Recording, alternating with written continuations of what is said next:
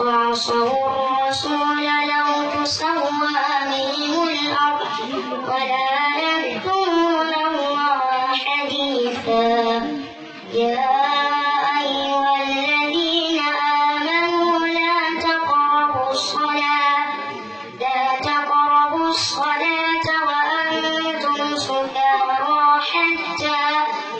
وأنتم سكارى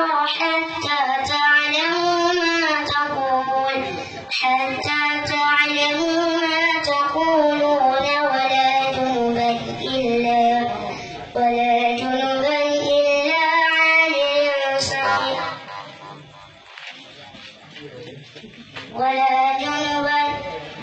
ولا جنبا إلا عابر سبيل حتى تغتسلوا وإن كنتم مرضى أو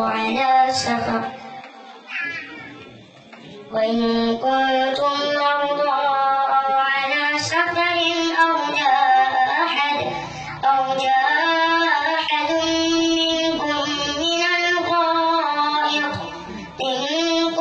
من الغائط أو لامستم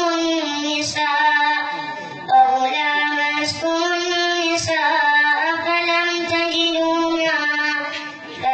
تجدوا ماء فتيمموا صعيدا طيبا فامسحوا بوجوهكم وأيديكم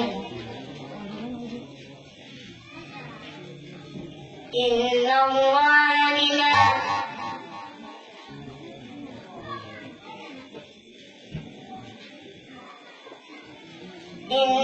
الله كان عفوا غفورا.